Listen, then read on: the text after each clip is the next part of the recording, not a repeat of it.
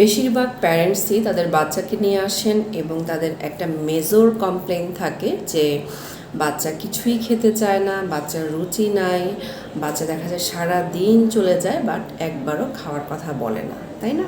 এবং এই কমপ্লেনটা খুবই কমন একটা কমপ্লেন। তবে এটা থেকে আমরা কিভাবে বাচ্চাদেরকে ভালো রাখবো বা বাচ্চাদেরকে শারীরিকভাবে সুস্থ রাখা সম্ভব, প্রথম যেটা করতে হবে আমাদেরকে সেটা হচ্ছে যে বাচ্চাকে যতটা সম্ভব বাইরের খাবার থেকে দূরে রাখা। অর্থাৎ যে খাবারগুলো প্যাকেটজাত থাকছে, খাবারটা খুললেই খাবারটা খাওয়ার জন্য প্রস্তুত, এই ধরনের প্যাকেটজাত সব ধরনের খাবার থেকে বাচ্চাকে দূরে রাখতে হবে।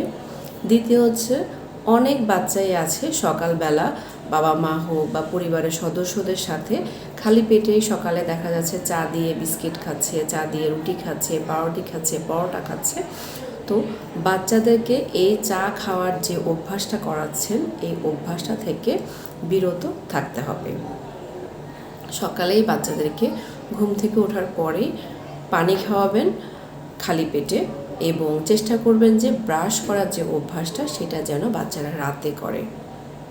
ঠিক আছে? পর্যাপ্ত পরিমাণ পানি সারাদিনে খেতে হবে, সময় মতো খাবার খেতে হবে। হ্যাঁ, বাচ্চা খেতে চায় না অথবা বিষয়টা আমি যেটা দেখলাম যে বাচ্চা খেতে চায় না বিষয়টা ঠিক না পুরোপুরি। বাচ্চা খাচ্ছে, বাচ্চা কোল্ড ড্রিঙ্কস খাচ্ছে, বাচ্চা চিপস খাচ্ছে, বাচ্চা দেখা যাচ্ছে মজার মজার সল্টেড বিস্কিট খাচ্ছে, কুকিজ খাচ্ছে, বিভিন্ন ধরনের চকলেট খাচ্ছে। বাচ্চা ঠিকই খাচ্ছে, কিন্তু কথা হচ্ছে বাচ্চার রুচির পরিবর্তন হয়ে গেছে। হ্যাঁ, যে খাবারগুলো খেলে বাচ্চার দৈহিক গঠনটা সঠিক হওয়ার কথা, সেই খাবারগুলোর থেকে না খেয়ে বাচ্চা যে অন্য খাবারগুলো খাচ্ছে, প্যাকেটজাত খাবার, বোতলজাত খাবারে বেশি অভ্যস্ত হচ্ছে। তার মানে বাচ্চার রুচি ঠিকই আছে, কিন্তু রুচির খারাপগত দিক থেকে পরিবর্তন হয়ে গেছে। তো আমাদের চেষ্টা করতে হবে যতটা সম্ভব বাচ্চাকে ধীরে ধীরে ঘরোয়া খাবার অভ্যস্ত করতে হবে।